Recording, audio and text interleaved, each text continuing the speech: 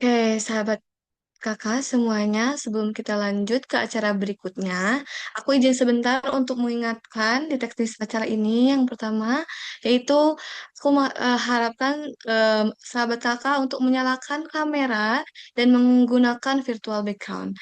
Nah, sahabat kakak juga jangan risau buat yang belum mendownload virtual backgroundnya, nanti akan dikirimkan lewat kolom chat.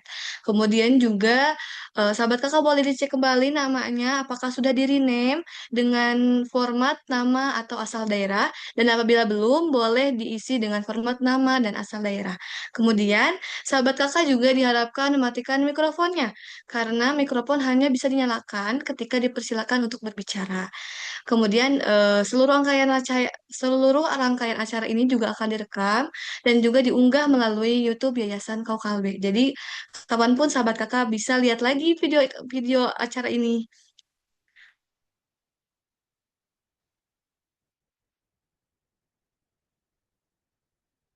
Nah, oke, sahabat kakak gimana? Udah pada diri name namanya?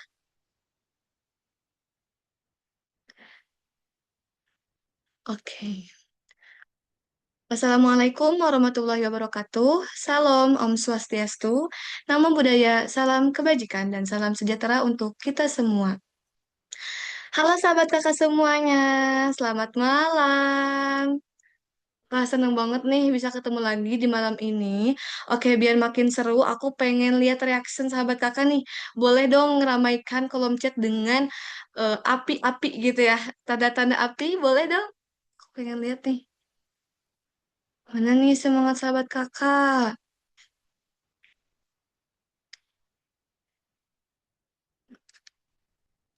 Tuh banget. Wah, oke, banyak banget yang udah ngasih love ya. Malam juga. Oke, selamat datang sahabat kakak semuanya di Kakak Berbagi, yaitu Alumni Talk Season 2. Nah, malam ini tuh tema kita tuh udah keren banget loh, yaitu Career Starter. Dari pencarian hingga pekerjaan pertama. Mengingat antusias sahabat kakak di season 1 kemarin, jadi alumni Talks kali ini tuh datang dengan topik yang lebih fresh dan relevan loh buat sahabat kakak semua. Jadi stay tune ya sahabat kakak. Baik, nah kan kata kenal maka tak sayang ya. Jadi kayaknya sebelum kita lanjut juga harus perkenalan diri dulu nih. Oke, perkenalkan nama aku Popon Fitri Hartanti dari Prodi Psikologi Universitas Muhammadiyah Bandung. Aku URD Bestari 2024. Nah, saat ini aku aktif di kegiatan volunteer-volunteer. Kemudian juga aku aktif di organisasi, saat ini aku aktif di komunitas Silkom. Nah, sebelum kita lanjut juga, kayaknya kita harus tahu juga nih tentang YKK. Apa sih Yayasan Kolkalbe itu? Nah, jadi Yayasan Kolkalbe itu adalah organisasi filantropi independen, sahabat kakak, yang berdiri sejak 2027, 2000, mohon maaf, dari 2007. Nah, fokusnya itu di bidang pendidikan dan pemberdayaan perempuan dari sejak 2011.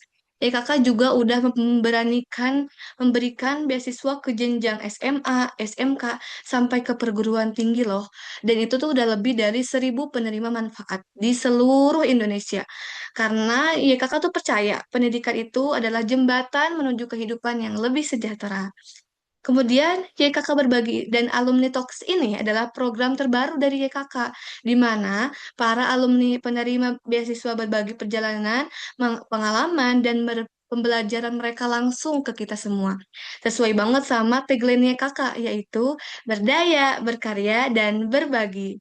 Nah, sebelum kita masuk ke sesi utama, ada dua hal penting yang perlu kalian tahu nih.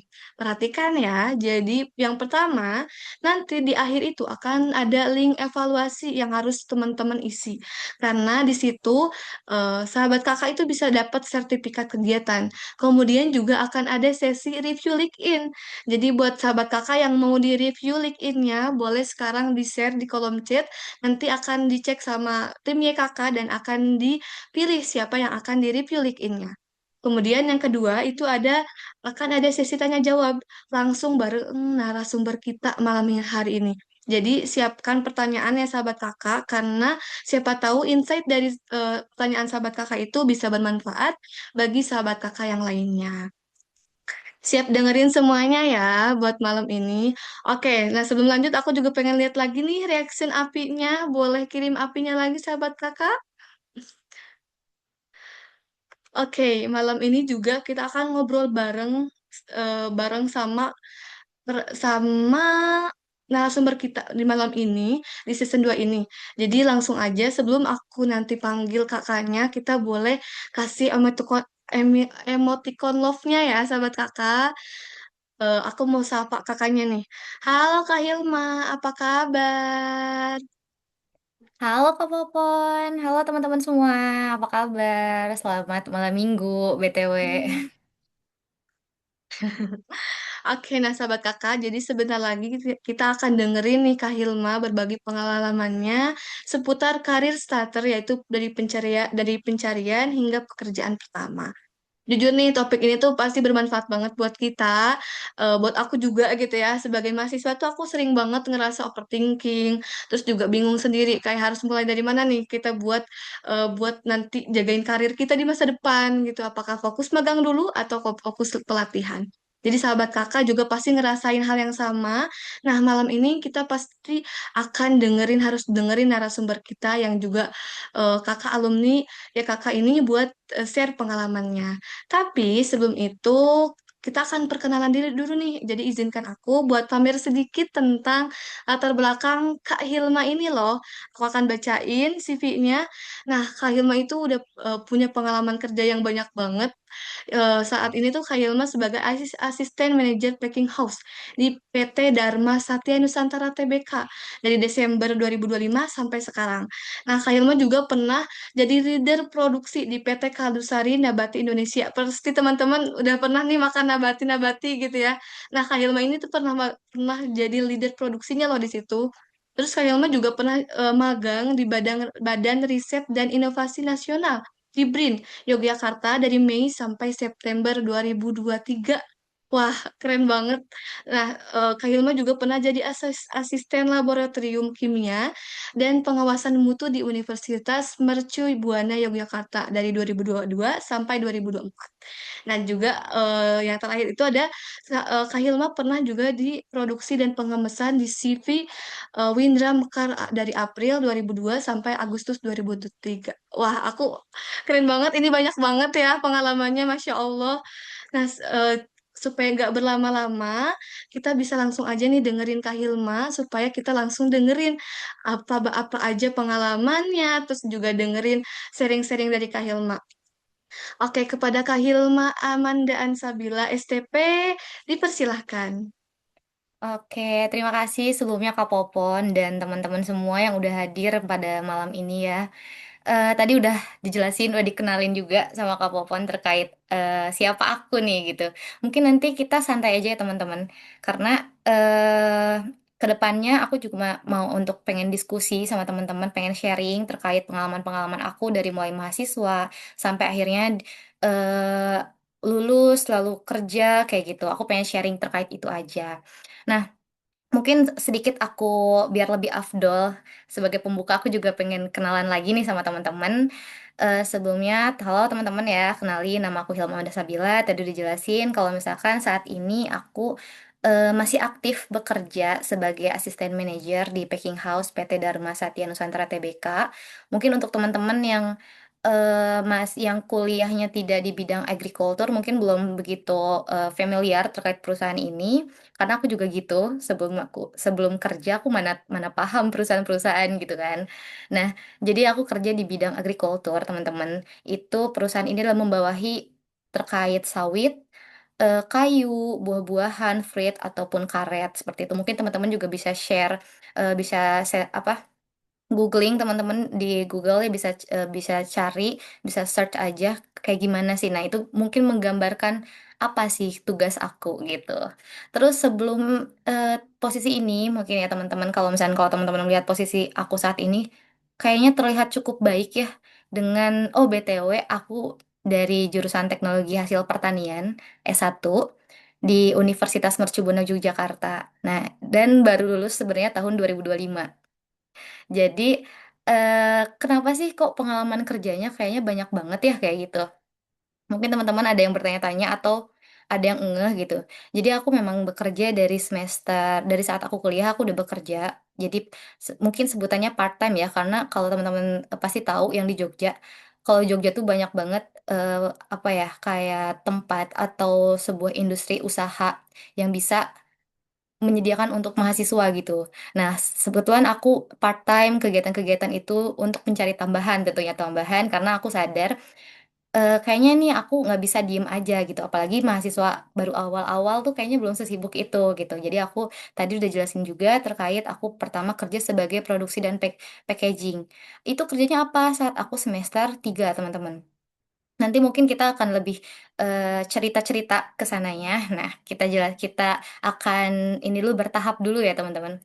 Nah, terus aku pekerjaan pertama secara profesional after graduate aku itu tadi juga dibilang menjadi leader produksi di PT Kalusari Nabati Indonesia.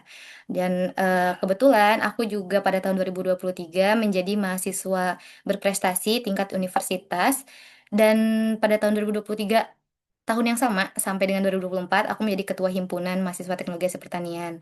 Nah, dari sini nih, mungkin kalian udah kebayang kayaknya padat banget ya kegiatannya, tapi kok gimana sih cara menjalaninya? Nah, aku pengen bahas itu. Boleh next, Kak? Oke. Nah, kalau lihat di sini nih, terkait kok fotonya ya, mungkin kalian salfok nih sama foto-fotonya. Saya sengaja, aku sengaja banget nih, nggak yang eh, apa namanya sangat-sangat formal banget PPT-nya enggak biar kalian bisa tergambarkan gitu loh. Karena kalau aku saat jadi mahasiswa aku lebih paham aku secara visual oh ternyata kegiatannya kayak gini ya. Nah, jadi aku pengen cantumin semua kegiatan-kegiatan aku di sini teman-teman. Nah, yang foto yang sebelah kiri ada mahasiswa yang lagi tidur, ya itu aku. Dan foto sebelah kanan adalah aku saat menjadi asisten manajer di DSN. Itu foto untuk ceritanya untuk cover album nih, foto yang sebelah itu baru masuk nih gitu kan. Kok bisa nih dari mahasiswa yang tidur? Nah, mungkin teman-teman eh ada juga yang mengalami pasti nggak usah membayangkan aku menjadi mahasiswa yang wah perfeksionis banget nih gitu. Wah Kak Hilma nih kayaknya bener-bener yang ambis banget. Enggak juga teman-teman, enggak. Awalnya apalagi aku angkatan COVID. Aku masuk tahun 2021. Angkatan COVID kan tepatnya online kegiatan sedangkan aku harus praktikum. Jadi BTW aku dari Sukabumi Jawa Barat ya teman-teman asal rumahnya. Nah aku kuliah berangkat ke Yogyakarta saat keadaan COVID. Lalu untuk di Yogyakarta, apakah sudah masuk pembelajaran sepenuhnya? Enggak, aku ke Jogja cuma untuk praktikum aja. Jadi sisanya masih online saat itu. Nah, kayak udah terbiasa nih diem di rumah abis lulus kuliah dan pastinya sebagai SMA aku ngejar dulu dong PTN. Tapi ternyata gagal SNPTN, gagal SBM. Tapi aku nggak nyoba mandiri karena wah kayaknya aku gak mampu nih. Aku udah mikir ke sana. Jadi udahlah aku swasta. Tapi aku effort untuk cari swasta yang oke. Kehidupan biaya hidupku bisa terjangkau oleh aku dan gimana caranya aku enjoy gitu menjalaninya. Nah, ternyata saat udah lama di rumah, COVID, menjalani COVID, nggak pernah kemana-mana, tiba-tiba kuliah, ya pasti kebawa dong tuh habit tidur lah gitu-gitu.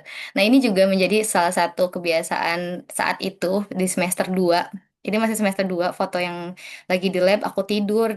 Nggak sering, nggak satu kali, dua kali dimarahin asisten dosen, cutting, dan dosennya sama sekali enggak. Nah, tapi dari situ aku mulai berpikir kalau misalkan fokusku apa? Aku di sini jauh-jauh ke Jogja saat itu fokusku apa? Aku pengen target aku lulus cepat tepat waktu dan pencapaian akademiku bagus. Tapi setelah aku sadar dalam menjalaninya, ternyata yang aku butuhin itu adalah pengalaman, kemampuan beradaptasi, dan keberanian untuk mengambil peluang. Itu pasti menjadi pembeda ibarat kata. Aku tuh pengen bisa beda loh. Aku udah di swasta. Aku tuh pengen menonjol. Aku tuh nggak mau ketinggalan, ada rasa-rasa ambis gitu. Mungkin teman-teman kalau misalnya ada yang kayak aku nih, orang-orang teman-temannya kayak kamu nih ambis banget sih. Nah, mungkin sebenarnya bukan ambis, tapi aku punya motivasi gitu. Jadi secara notes yang aku highlight di sini adalah untuk perjalanan karir itu pengalaman, kemampuan dalam beradaptasi kita, dan keberanian untuk mengambil peluang. Itu pasti jadi pembeda yang membawa seseorang akan selangkah lebih maju. Kayak gitu, teman-teman. Itu adalah yang aku terapin, gimana caranya aku bisa kayak muncul gitu, aktif kayak gitu. Itu adalah yang aku lakukan selama kuliahku. Oke, next, Kak.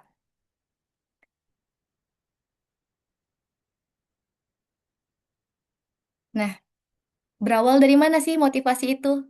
Ya, dari sini teman-teman, dari Bakti Tani. Awalnya aku kayak, gimana ya, aku pengen bisa setidaknya ada hal yang bisa aku banggakan untuk diriku sendiri, kayak gitu. Akhirnya aku searching lah, aku pengen beasiswa kayak gimana, dan lain-lain. Akhirnya ternyata lolos, aku kebetulan di beasiswa Bakti Tani, batch 4 tahun 2022, yang saat itu aku masih di semester 3 atau 4, aku lupa.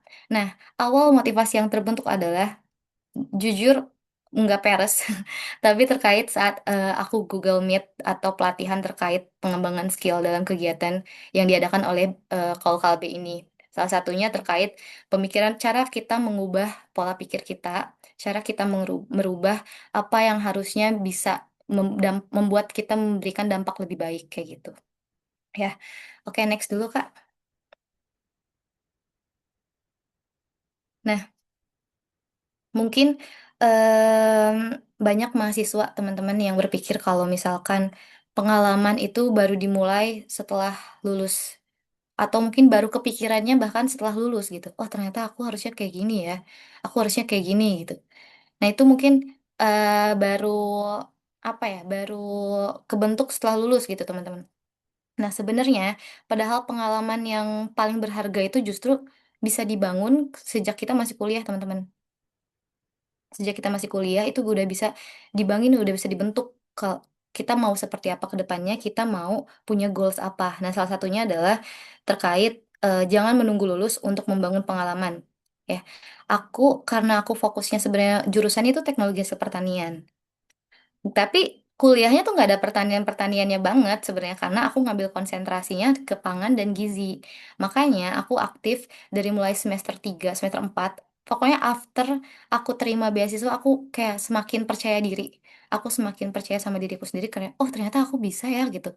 Nah setelah aku menerima beasiswa ini, jadi aku makin percaya diri akan value-ku, akan kualifikasiku, aku lebih upgrade skill-ku sendiri. Nah makanya aku fokus saat kuliah di semester, 4, 5, 6, sampai 7, itu aku menjadi asisten laboratorium. Oke, sorry, kayaknya aku tadi off cam ya ternyata, sorry sorry, nggak sadar.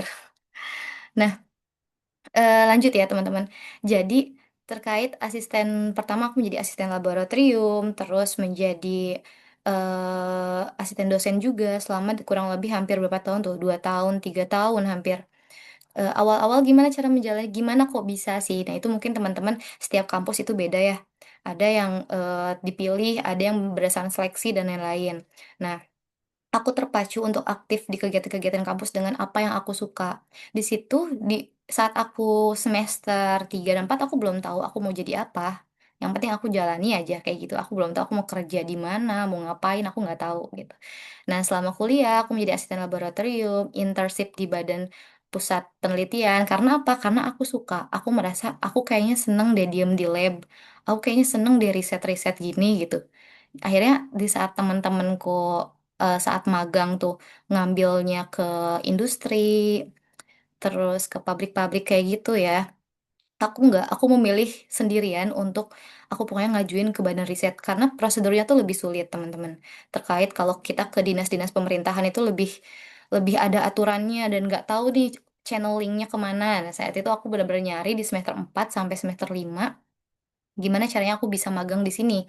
Nah, berdasarkan motivasi yang aku punya, berdasarkan apa yang aku tahu, aku benar-benar nyari sampai akhirnya, di sini mungkin terkait, magang aku selama di BRIN, itu, aku magang sekitar tadi ya di badan riset terkait fokus ke pengembangan produk pangan, saat itu.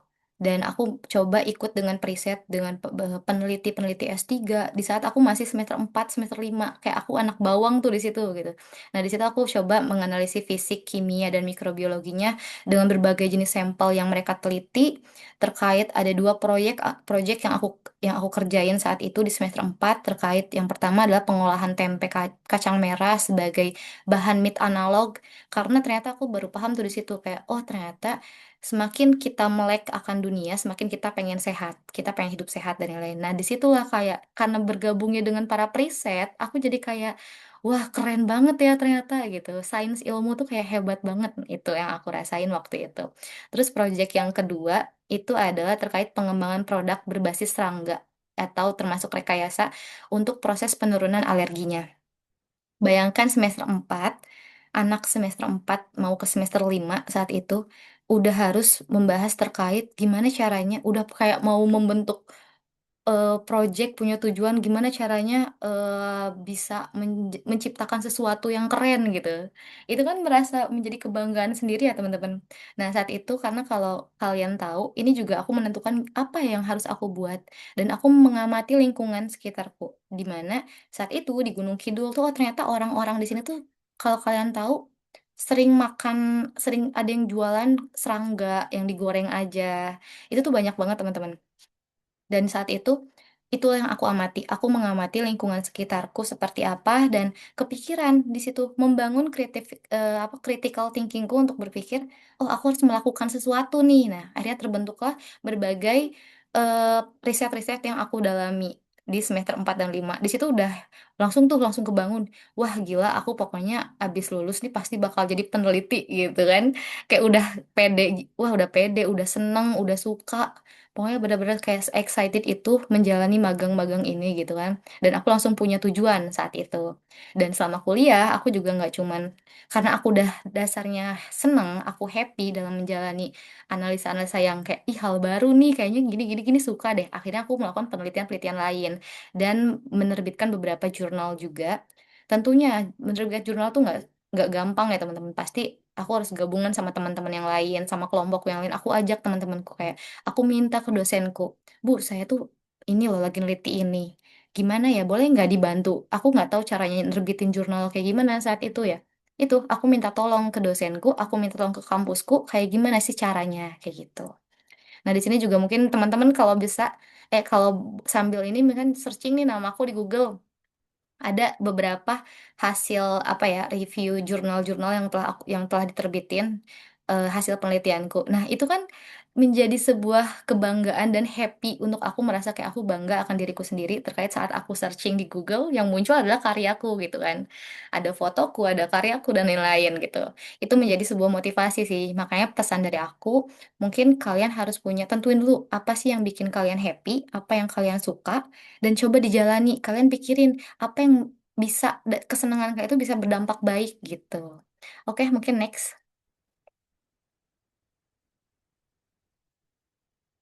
Nah, terus selama kuliah apa aku apa namanya? Apa aku fokus di lab kayak gitu-gitu? Enggak. Semenjak semester 2 3 4 sampai 7 anyway aku lulus dalam 3,5 tahun. Jadi di semester 7 dan di semester 8 awal itu aku sudah wisuda gitu. Di semester 7 aku sudah sidang skripsi. Jadi mungkin kuliahku hanya 3,5 tahun, tapi dalam 3,5 tahun itu aku tetap memaksimalkan waktu-waktu kuliah. Kok bisa sih aku kepikiran gitu? Kok bisa sih? Karena ya ini aku ber apa ya lingkup eh, lingkup yang aku tahu, yang aku kayak misalkan ikut-ikut kegiatan seperti ini, aku kan makin terpacu nih ngelihat teman-teman. Oh, ih alumni-alumni dulu seperti ini. Oh, teman-temanku di kampus yang bergengsi, yang top 10 itu lebih keren loh. Aku juga mau kayak gitu. Jadi itulah yang memacuku. Nah, selama kuliah juga aku aktif di mana tahun 2023 sampai 2024 itu aku di semester 4 dan semester ya 2023 sampai 2024 itu aku menjadi ketua himpunan mahasiswa teknologi hasil pertanian. Di saat yang aku dapat saat itu adalah teman-temanku di saat lagi booming-boomingnya untuk apa sih ikut organisasi, untuk apa sih ikut himpunan dan macam-macam. Aku tetap pengen, aku tetap mau gitu karena Ya, Pak, tujuannya bukan cuma networking, teman-teman, tapi dari situ aku udah tahu terkait leadership dan teamworknya. Aku happy di saat pasti teman-teman di kuliah ada yang namanya circle-circlean itu pasti tetap ada. Walaupun tidak secara, kalau udah kuliah udah pasti udah gede tuh nggak ada yang menunjukkan banget, lo geng gue ya, nggak ada kan teman-teman pasti. Cuman secara kalau kita bikin mau kerja kelompok, bikin kelompok ya. Tapi pasti orangnya, aku pengen sama yang sini, aku pengen sama si ini kayak gitu. Nah, saat aku kuliah juga masih kayak gitu teman-teman, ada. Jadi setiap kali beberapa kegiatan misalkan coba bikin kelompok sama ini nih, pasti orangnya ya itu-itu lagi gitu. Nah, makanya aku di saat 2023 aku coba masuk ke himpunan, tapi aku merekrut, aku nggak fokus ke adik tingkat atau kakak tingkat, aku fokus ke teman kelasku. Aku rekrut teman-teman kelasku sendiri, hampir semuanya, ayo ikut gitu.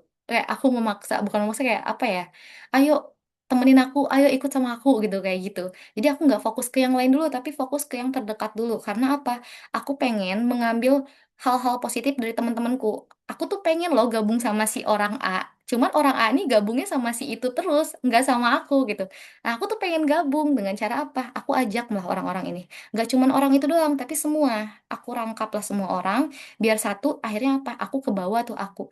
Kan ada orang yang namanya orang pinter, tapi dia hanya fokus untuk nilai dia. Ada juga orang yang dia networkingnya gila, banyak banget nih temen-temennya gitu kan. Nah, aku tuh pengen semuanya gitu, aku pengen tahu cara aku bisa ngomong, tapi aku juga tahu cara aku bisa berteman gitu. Makanya aku eh, bener-bener di himpunan ini aku melatih dan apa ya, upgrade skill tuh di sini gitu terkait leadershipku dan teamworkku tentunya. Terus public speaking dan komunikasi serta eh, problem solving, time management dan networkingku gitu. Walaupun misalkan himpunanku tuh nggak terlalu yang muncul dibanding himpunan yang lain, it's okay, nggak apa-apa karena ya namanya kita sedang belajar, kita bukan sedang membentuk eh, hierarki loh, enggak gitu. Kita lagi belajar gimana cara kita mengelola sebuah organisasi, gimana cara kita berteman dengan baik kayak gitu. Oke, next Kak. Nah, terus dari situ gimana sih sebenarnya, apa sih dampaknya kalau jujur aku nggak pernah berharap apapun karena tujuan aku di himpunan saat itu. Ya karena dasarnya adalah aku seneng di lab, aku pengen ini tapi dengan aku tuh pengen banyak kenal dengan kampus-kampus lain dan lain-lain. Terus gimana makanya dengan himpunan? Ternyata dari himpunan itu malah dampaknya lebih besar. Akhirnya aku dikenal sama dosen-dosenku. Dari situ aja aku udah diajak banyak hal, teman-teman. Di sini bisa lihat ini sebagian yang mungkin kegiatan-kegiatan yang fotonya masih ada sebenarnya. Karena kalau kegiatan secara rinci pasti teman-teman juga paham lah, mahasiswa tuh kegiatannya banyak banget kan. Apalagi yang aktif-aktif kayak kalian, aku yakin banget pasti ah wah udah kesana kesini aja gitu. Nah, ini cuman aku tampilin yang emang berkesan untuk aku. Semua berkesan, tapi ini yang benar-benar yang berdampak, di mana karena hal itu aku dikenal, aku tahu UKM ku. Karena aku masuk himpunan kan pasti ada banyak kegiatan-kegiatan lomba yang lewat himpunan kan infonya. Kayak ini dari BEM, dari himpunan ada lomba ini, lomba ini, lomba ini. Kalau orang lain gak mau ikut, mau nggak mau aku ikutan dong. Kan pasti kayak gitu. Ya nggak? Nah, itu aku yang aku lakukan adalah gitu. Jadi aku ikut lomba tuh bukan karena aku pintar, teman-teman. Aku ikut kegiatan ini bukan karena aku pintar, tapi lebih ke awalnya adalah karena ya gimana nggak ada lagi loh gitu, harus aku gitu, teman-temanku nggak mau gitu, kayak gitu awalnya gitu, tapi lama-lama malah aku yang terpacu kan. Nah, kayak di sini beberapa kegiatan yang mungkin impact-nya lumayan besar saat itu, ini sekitar di tahun 2023 sampai 2025. Yang pertama itu foto pertama yang paling atas terkait pengembangan budidaya tanaman pangan dan lebah kelanceng di daerah Bantul. Kalau ini lebih lebih tepatnya aku akan coba menggambarkan eh, aku tuh nggak kita tuh bisa aktif di dalam dan bisa memberikan dampak keluar, teman-teman. Nah, gimana sih lihatnya? Coba dilihat kalau misalnya di sini. Yang pertama pengembangan budidaya tanaman pangan dan lebah kelanceng. Nah, di sini itu fokus aku adalah ke ibu-ibu dan bapak-bapak para petani lebah, madu ya, madu maksudnya lebah madu kelanceng itu di daerah Bantul. Lebih tepatnya di dekat, kalau misalnya mungkin ada, kalau ada orang Jogja atau yang kuliah di Jogja, itu ada di daerah Bukit Gunung Kidul, perbatasan Gunung Kidul. Itu di sana mereka benar-benar P3 PKK-nya itu apa ya? Organisasinya itu jalan. RT RW-nya itu bagus, tapi mereka nggak bisa berinovasi. Mereka nggak bisa aduh harus ngapain ya? Ya udah mereka cuman ya udah jual ke pasar deh gitu. Padahal impactnya gede, bisa dijadikan apapun. Ini kan mereka nggak tahu gimana caranya bisa dibikin apa itu mereka bingung gitu. Nah makanya aku dengan dosenku ini ajakan dari dekan, ajakan dekanku kayak ayo nih kemarin saya main gitu, kemarin saya nongkrong gini-gini. Ini juga berasal dari aku yang waktu itu sering nongkrong ke Bukit Bintang di daerah Gunung Kidul untuk ngopi-ngopi aja biasanya mahasiswa apalagi nongkrong-nongkrong gitu. Nah, ngobrol sama tukang kopi yang di sana, orang warga-warga situ, ngobrol-ngobrol akhirnya terjadilah ini adanya kegiatan pengembangan budidaya tanaman ini. Jadi di sini aku fokus untuk mengembangkan madu ini bisa dibikin apa, bisa diekspor kemana. Nah, ini aku kerjasama. Cuman aku tahu kapasitas diriku seperti apa. Aku nggak bisa nih, aku nggak ngerti sebenarnya. Cuman aku pengen bantu, aku punya ide, tapi aku nggak tahu cara mengaplikasikannya. Akhirnya apa? Aku ngomong ke dekanku, Bu, saya kemarin ngobrol nih gini-gini gini. Ibu bisa bantu nggak gitu? Kayak gitu, sesimpel itu. Akhirnya, oke, ayo kita berangkat ke sana. Katanya. Akhirnya kita berangkat semua ke sini. Ada sekitar lima ya 5 orang. Itu salah satunya adalah asisten laboratorium, lalu aku dan temenku dan satu dekanku. Terus yang selanjutnya terkait diversifikasi pangan sehat untuk sebagai sahabat balita di daerah Sleman. Ini juga aku enggak cuma fokus ke ibu-ibu atau bapak-bapak ya, atau fokus ke ekonomi gitu enggak, karena basic aku kan hanya di gizi dan pangan sebenarnya. Jadi bukan aku pengen merubah perekonomian mereka tuh enggak, karena bukan kapasitas diriku gitu loh. Tapi di sini aku pengen ngajarin juga ke anak-anak TK. Jadi di hari Sabtu Minggu saat misalkan nggak ada jadwal kuliah, aku tuh pengen kegiatan juga ke TK-TK. Lebih tepatnya karena aku suka jalan-jalan, temen. Aku ngerasa sebagai anak rantau, aku kayak, kayaknya aku belum pernah ke Sleman deh gitu. Ayo ke sana sambil apa ya, sambil kegiatan kayak gini biar apa? Biar dapat sumbangan sesuatu hal dari kampus gitu. Jadi kayak, biar nggak kosong-kosong banget nih kita ngapain ya gitu. Itu adalah aku dan teman-temanku, lebih tepatnya circleku gitu. Kayak gitu. Tapi karena circleku adalah satu kelasku dan satu kelasku kan emang sedikitan, jadi ya enak bawanya gitu. Kita punya ide apa, asal kita berani untuk berbicara dan kita bisa menjelaskan. Untuk kayak ngajuin proposalnya nih kayak gini nih gitu. Berani, yang penting ada niat dulu kan. Nah, terus selanjutnya terkait pengolahan es krim dan minuman lidah buaya di Kulon Progo. Nah, ini adalah salah satu proyek yang sangat sampai sekarang pun masih malah menjadi apa ya, tatanan ekonomi untuk warga sekitar di daerah Kulon Progo, di mana mereka itu budidaya lidah buaya. Tapi ya lidah buaya untuk diekspor ke pabrik. Jadi untuk mereka cuman ya udah nanam aja, habis itu dijual ke perusahaan gitu. Itu pun kadang dengan harga yang ya udah, karena mereka tahu adalah lidah buaya untuk kosmetik gitu. Mereka nggak tahu harus diapain lagi, ya udah dijual seditawarnya perusahaan deh gitu. Nah, di sini aku coba riset waktu itu, dosenku tuh coba riset, oh gimana kalau bisa dibikin makanan gak nih? Karena basic aku kan makanan ya. Ternyata bisa. Ini berdasarkan apa? Berdasarkan skripsi di Google. Jadi aku cuma searching orang di kampus lain atau apa lain tuh ada nggak sih yang mereka tuh pernah penelitian ini tapi tidak terrealisasikan gitu. Nah akhirnya coba kita lah yang merealisasikan dengan cara penelitian kelanjutan kayak gitu. Nah ini akhirnya kita coba bikin dibikin es krim, dibikin minuman seperti nata de coco, akhirnya dijual dan berdampak lebih baik untuk daerah tersebut. Lalu, nah, yang dapur Gen Z atau generasi sadar gizi di Wates ini adalah salah satu kegiatan PPK Ormawa yang dimana aku alhamdulillahnya waktu itu teman-teman di sini mahasiswa pasti tahu ya terkait PPK Ormawa, PKM dan lain. Aku juga aktif di situ teman-teman. Nah, saat itu PPK Ormawa aku alhamdulillahnya adalah lolos pembiayaan dari pemerintah dan mendapat uang saku sekitar 45 juta saat itu dengan proposal yang aku ajukan terkait dapur Gen Z. Nah, saat itu belum belum ini nih belum viral terkait Gen Z kan kalau sekarang benar-benar dikit-dikit Gen Z gitu kan. Nah, kalau dulu tuh nggak, Gen Z itu sekedar singkatan aja, generasi sadar gizi gitu. Namanya orang kayak ya udahlah apa aja gitu. Ya udah kita bikin dapur Gen Z di daerah Wates untuk ibu-ibu PKK di sana. Dengan cara gimana sih? Kita nggak karena basicku makanan tadi, aku cuma nggak bisa dong. Kayaknya masa sih cuma masak-masak gitu. Akhirnya aku collab sama fakultas lain, aku collab sama temanku yang di psikologi, aku collab dengan temanku yang di manajemen, dan kita collab membentuk PPK Ormawa itu. Akhirnya terbentuk kegiatan ini dan bisa alhamdulillah terbantu untuk warga sana, warga daerah Wates ini. Sampai sekarang kita misalkan, oh ini tuh di sana tuh para peternak tuh ada peternak lele, ada peternak ayam. Bawahnya diiniin lele. Lele ini bisa diapain ya? Akhirnya coba aku inisiasikan dengan dibuat abon lele. Lalu dibuat bakso lele yang awalnya pasti trial and error dulu kan. Aku nggak mau dong apa share pengetahuanku, share karena kalau masalah masak ibu-ibu lebih jago masak.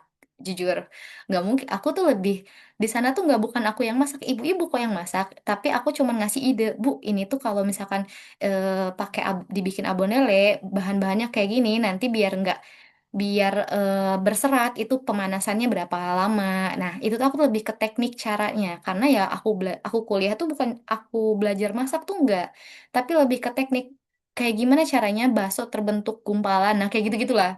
Jadi aku jelasin ke ibu-ibu sana dan di sana sudah terbentuklah beberapa produk yang sampai sekarang juga alhamdulillah masih ada seperti tadi ada juga kita pernah bikin egg roll lele. Teman-teman juga boleh searching terkait egg roll lele. Itu ide yang absurd banget waktu aku karena aku suka egg roll, makanan egg roll, kue-kuehan yang manis itu. Coba gimana kalau misalkan biar ada proteinnya? Karena aku berhubungan saat itu aku lagi eh, kebetulan dengan project yang dengan balita itu. Nah, aku lagi mikirin biar anak-anak nih sukanya makan ngemil wafer-wafer. Tapi biar ada proteinnya gimana ya? Nah, itulah dari ide-ide yang asal. Kalau dicampurin lele gimana ya? Nah, itu terbentuklah dari sini. Terus terkait yang foto keduanya juga terkait pengabdian masyarakat pangan beragam dengan gizi yang seimbang. Ini juga sama kerjasama dengan para guru di PAUD, TK yang aku projekin di sana. Aku coba kendala mereka seperti apa, anak-anak yang dititipkan di sana seperti apa, makanan yang mereka konsumsi bagaimana gitu. Terus terkait pembukaan rumah baca beragam budaya Sewon, ini juga kerjasama dengan teman-temanku yang lain gitu. Jadi banyak banget impact yang bisa didapat dari yang tadinya cuman iseng pengen temenan sama orang lain biar banyak temennya, malah ternyata berdampak banyak gitu. Oke, next Kak. Nah, terus kalau kayak gitu, Kak Hilma kuliah gimana gitu? Bener nggak tuh kuliahnya gitu? Anyway, yang tadi udah jelasin aku sebagai eh apa ya, bukan sombong, tapi kalau kita punya pencapaian, kita harus share, kita harus sebarkan untuk menjadi motivasi orang lain. Itu adalah poin yang selalu aku terapkan di pikiranku sendiri gitu. Nah, IPK sendiri itu emang tentu membantu diri aku lulus. Tapi tetap percuma kita punya IPK yang tinggi, nilai yang tinggi, tapi kita nggak bisa menunjukkannya. Dengan cara apa menunjukkannya? Itu dengan kemampuan komunikasi kita dan kepercayaan diri kita. Dan yang tadi kita berani nggak sih ngambil kesempatan yang ada untuk bikin diri kita berkembang. Salah satunya adalah ini kegiatan-kegiatan yang sebenarnya membantu aku untuk berkomunikasi yang mungkin teman-teman tanpa sadar, teman-teman juga bisa lakuin mulai dari sekarang. Terkait kita berani maju ke depan. Kita berani untuk ngomong. Tapi untuk ngomong juga kan kita punya modal. Kita harus harus tahu yang kita omongin tuh sesuai apa enggak. Yang kita bicarain tuh biar orang percaya tuh kan kita butuh ilmunya. Nah, jadi tetap IPK itu tetap nilai-nilai, pemahaman teori-teori itu tetap membantu untuk bisa membantu kita menjadikan tingkat kepercayaan diri ini lebih tinggi gitu. Kayak di sini aku menjadi moderator dan MC di tingkat universitas. Aku harus ngobrol dengan Putri Yogyakarta, Putri Hijab Yogyakarta saat itu dan beberapa influencer juga waktu PPKMB di Mercu Buana. Terus aku juga karena swasta, tentunya banyak marketing-marketing yang dilakuin ke sekolah-sekolah SMA, ke mall. Aku waktu itu ke mall-mall juga. Dan dari sini, apakah aku capek? Enggak, karena aku dibayar. Aku untuk saat itu dengan nominal yang saat itu diberikan besar banget untuk seorang mahasiswa kayak aku gitu. Jadi nggak ada capeknya, malah aku semangat. Gimana ya biar aku dipanggil lagi nih? Karena aku dapat uang gitu. Oke, next. Nah, terus realitas setelah lulusnya gimana nih? Ternyata ya setelah aku menjalani tadi ya berbagai kegiatan yang tadi mungkin kayak oh itu juga udah aku lakuin. Nah, ternyata tantangan selanjutnya adalah aku lulus. Padahal aku pikir adalah aku lulus 3,5 tahun nih, kayaknya aku bisa lah ini dan memang alhamdulillahnya aku bisa bekerja sebelum aku wisuda. Jadi kebetulan aku selesai sidang tuh di Januari awal, aku selesai sidang. SKL keluar, aku langsung lamar pekerjaan ke berbagai. Nah, tantangan yang saat itu lewati, yang saat itu aku alami adalah terkait aku harus ngapain ya gitu. Aku tuh nggak tahu harus ngapain gitu. Pasti yang ngerasa ini juga bukan cuman saya, teman-teman juga pasti pernah ngerasain kayak, aduh, aduh bingung mau kerja apa dan lain-lain. Tenang aja, kita semua dan saya juga pernah mengalami itu gitu. Tapi kita harus tahu gimana cara eh, menghilangkan pemikiran-pemikiran ini. Nah, kita lanjut ke strategi selanjutnya. Boleh, Kak? Nah, yang pertama aku lakuin itu apa sih? Memaksimalkan platform kerja. Sebenarnya itu bukan saat aku baru lulus, terus aku baru bener-benerin CV, bener-benerin LinkedIn dan Jobstreet profile gitu-gitu tuh enggak. Ya, aku tuh dari semester 5 saat semester ya, aku fokusnya tuh di semester 5 saat ikut kegiatan YKK juga terkait CV yang saat itu direview oleh Kak Khairul dan teman-teman yang lain.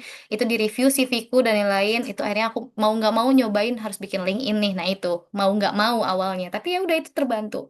Terkait platform kerja ini teman-teman bisa searching di mana-mana ya di apa aja itu bisa juga banyak. Oke, next.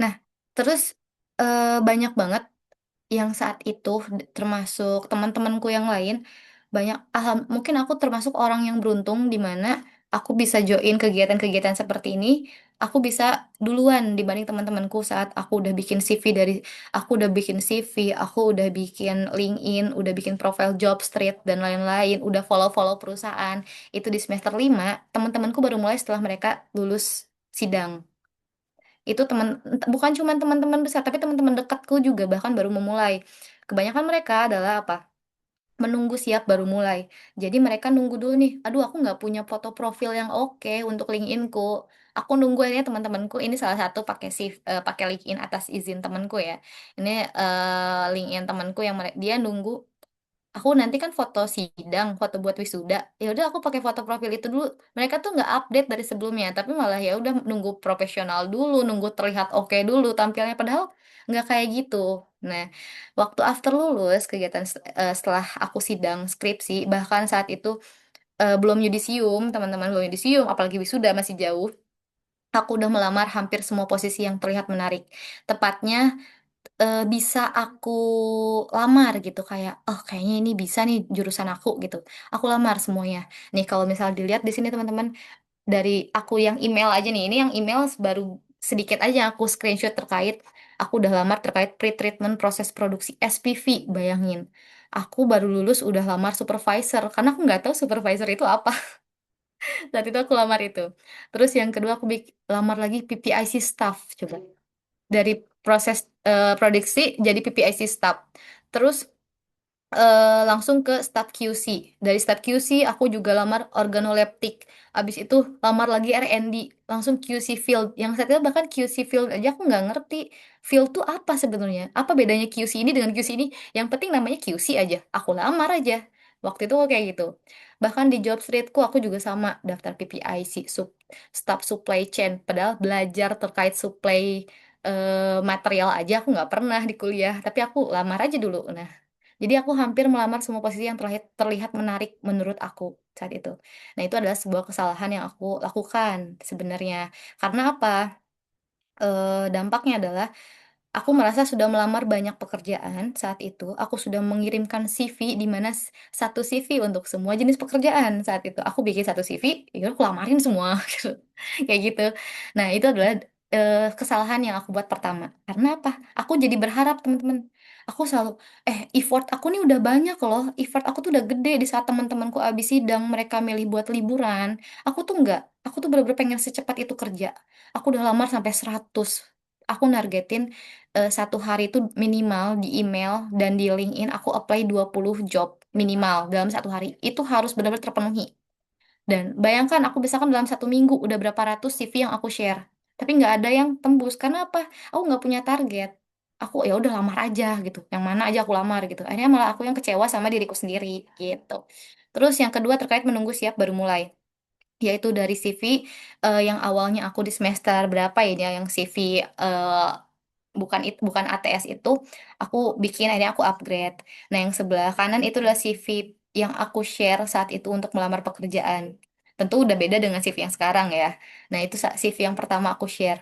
Jadi bayangkan di CV itu apa aja aku masukin pengalaman kerjanya dari mulai magang, terus asisten laboratorium, terus marketing. Emang ada nyambungnya? Nggak ada. Tapi aku masukin aja karena aku nggak paham saat itu. Ya, jadi kesalahan adalah menunggu CV sempurna, menunggu skill sempurna, dan menunggu lulus. Ya, itu adalah kesalahan yang aku lakukan saat itu. Jadi aku berharap teman-teman jangan banyakkan menunggu, tapi silahkan lakukan, silahkan kerjakan, gitu. Oke, next.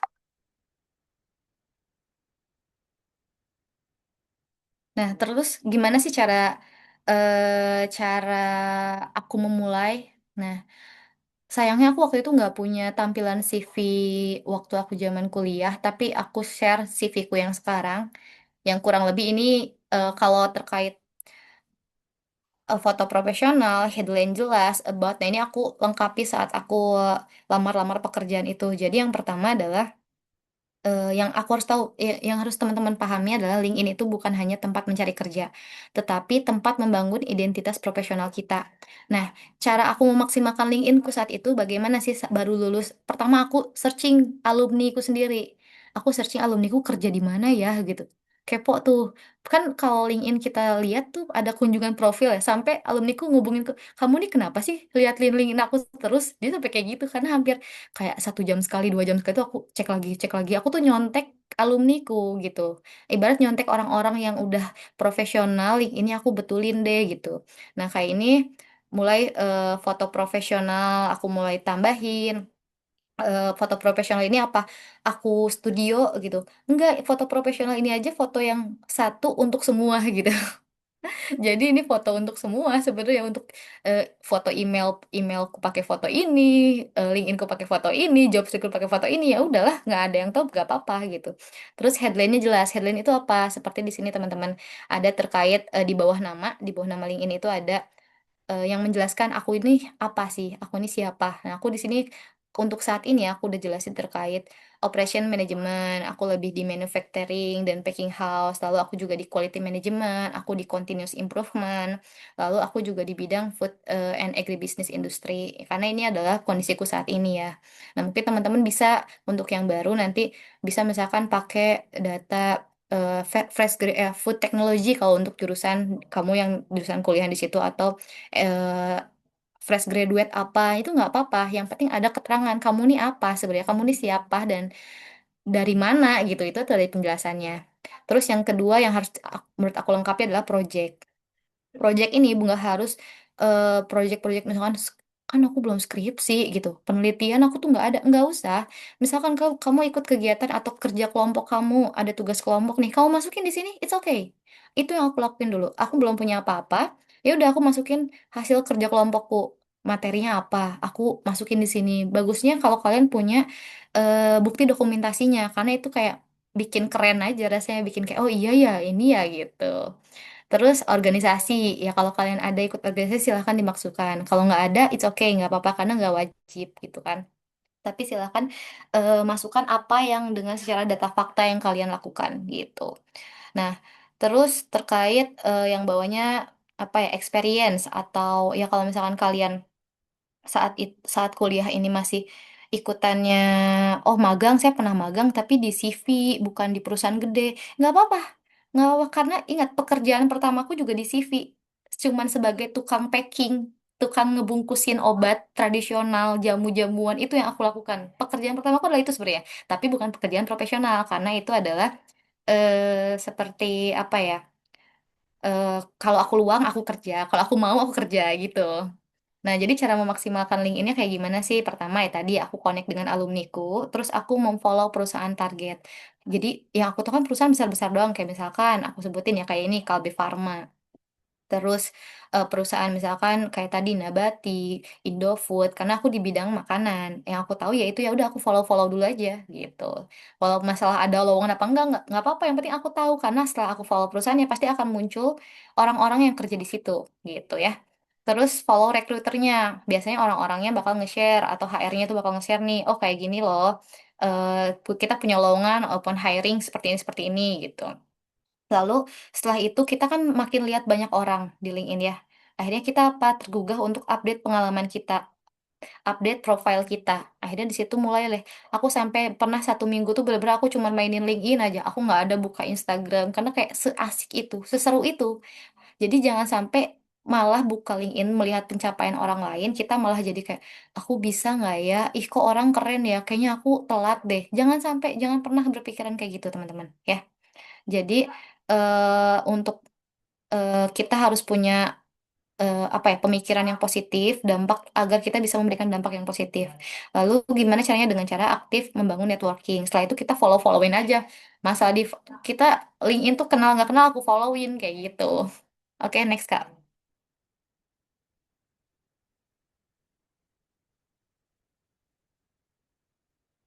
Boleh next Kak. Nah, oke. Oke, aduh, sorry ya, ini kayaknya gambarnya jadi berantakan. Tadi kayaknya kurang ke ini. Anggap inilah ya, anggap rapih ya. Oke, terus terkait realita setelah mendapatkan pekerjaan. Nah, ini adalah pekerjaan pertamaku secara pekerjaan profesional ya. Ini after lulus gimana sih untuk bisa mendapat pekerjaan ini? Tentunya seperti sebenarnya kalau tahap-tahapnya kalian juga bisa lihat di TikTok or apapun something media informasi itu banyak zaman sekarang. Cuman aku mau menggambarkan setiap tahap interview itu pasti panjang. Aku apply banyak hal tadi, banyak jurusan, banyak lain-lain itu banyak banget sampai interview pun banyak jadinya nggak fokus. Nah, gimana cara aku mendapatkan pekerjaan pertama ini? Menentukan ya pasti jangan pasti ada yang berpikiran untuk pekerjaan pertama nih yang penting aku kerja apa aja deh yang duluan nerima aku. Nah, itu adalah pemikiran aku saat itu. Waktu itu adalah ada 2 tawaran yang bersamaan. Yang pertama itu di Nabati dan yang kedua di Lemonilo waktu itu. Ini pengalaman pribadi aku ya. Nah, terus gimana? Apa sih yang aku lakukan? Aku riset perusahaannya. Aku nggak fokus di gajinya teman-teman, karena aku tahu apakah aku cukup layak untuk mendapatkan untuk berpikir gaji itu apakah aku cukup layak gitu kan enggak. Karena aku fresh graduate, aku butuh ilmu, aku butuh pengalaman gitu. Jadi pekerjaan pertama itu bukan tujuan akhir, tapi sebuah batu loncatan yang akan membawa kamu ke kehidupan dewasa selanjutnya. Di sini kamu belajar apa? Di pekerjaan pertama adaptasi, komunikasi lagi, tanggung jawab, dan leadership kamu. Untuk leadership tuh nggak harus kita memimpin orang, tapi leadership itu cara kita memimpin diri kita sendiri gitu. Terus jangan pernah berharap langsung dapat kerjaan impian, tapi pakai kerjaan pertama kamu untuk belajar berkembang dan gimana cara menambah pengalaman. Karena step kecil hari ini bisa bawa kamu ke tempat yang lebih besar. Aku pun nggak pernah expect dari pengalaman-pengalaman aku yang kemarin di lab, sekarang malah aku kerja di bidang manufaktur industri yang aku harus ngomong sama banyak orang yang jauh lebih dewasa. Ini bayangin lihat foto di sini, itu bapak-bapak semua. Aku anak yang baru lulus, anak yang aduh kecil banget deh itu kayak digituin. Dan cowok-cowok semua karena apa? Aku kerja di bidang mesin-mesin besar, teman-teman. Aku diproduksi mesin-mesin besar, ya cowok-cowok semua, cewek-ceweknya sedikit banget. Nah, aku harus memimpin mereka. Bayangkan tantangannya seperti apa. Nah, itulah aku belajar dari situ. Sampai akhirnya aku kenapa di sini menjadi asisten manajer di produksi lagi gitu. Kok aku produksi lagi? Sedangkan apakah aku punya dream job? Apakah aku punya impian pekerjaan aku setelah saat aku kuliah? Tentu ada. Setelah aku magang dan lain, aku juga pasti punya impian. Aduh, aku kayaknya bakal kerja di lab gini gini gini. Nah, aku masih punya dream job itu juga teman-teman. Tapi untuk sekarang ya aku jalani apa yang harus aku lakukan gitu. Aku tanggung jawab apa yang sudah aku pilih. Kayak gitu teman-teman. Oke, next Kak. Udah ya? Oke. Kayak gitu aja. Mungkin intinya pesan dari aku, jangan pernah menunggu untuk menjadi kandidat yang sempurna dalam memulai apapun. Apapun ya teman-teman, gak cuma terkait pekerjaan, apapun.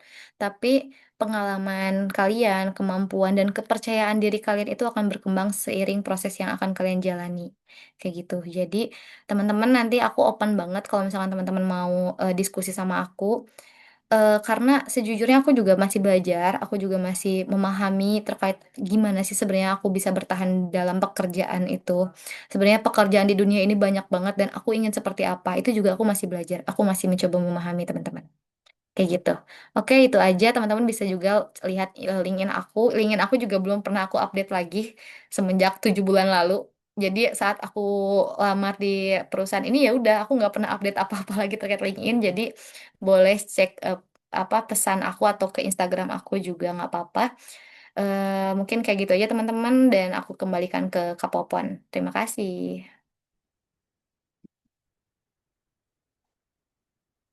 Wah, luar biasa banget. Setuju gak sih teman-teman kayak give virtual applause dulu dong, kasih emoticon love dulu buat Kak narasumber kita malam ini. Keren banget. Jujur pas tadi dengerin tuh aku kayak sambil nyatet, aku takut banget ada kayak ada yang terlewat soalnya isinya daging semua. Setuju gak sih teman-teman kayak semua itu poin tuh menarik banget gitu. Apalagi tadi juga aku pas denger Kak Hilma jelasin tentang bagaimana Kak Hilma tuh tentang proses LinkedIn itu gitu ya. Bagaimana Kak Hilma pertama kali ya udah liatin aja gitu, liatin cuttingnya, terus abis itu sampai beberapa kali mungkin ditegur akhirnya gitu. Itu tuh proses banget yang aku juga pasti setuju banget kayak itu proses yang akhirnya bikin mungkin sekarang Kak Hilma jadi merasa percaya diri dan upgrade LinkedIn Kak Hilma gitu. Nah, teman-teman sebelum kita lanjut nih karena tadi kita udah apa ya udah sempet mention juga ke teman-teman buat share LinkedIn teman-teman yang mau di-review supaya nanti dipilih sama YKK.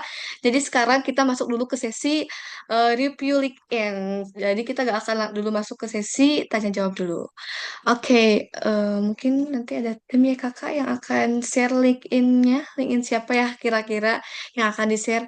Aku tadi juga udah share. Kira-kira aku bakal dipilih gak ya?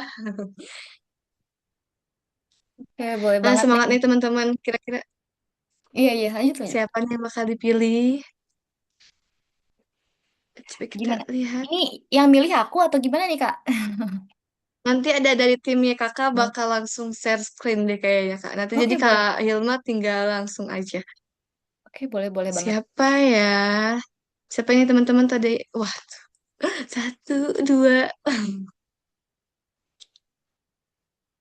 Kita lihat siapa yang akan.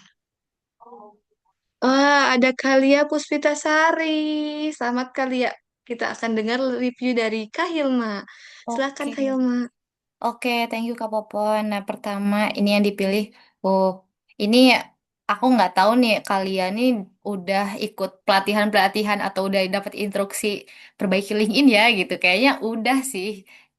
Karena ini jujur udah cukup profesional, apalagi mungkin kalian ini masih kuliah atau gimana ya, boleh on mic juga nggak apa-apa Kak atau di chat. Nah, kalian ini berarti di sebagai nursing student di Universitas Kamarul Huda Badarudin.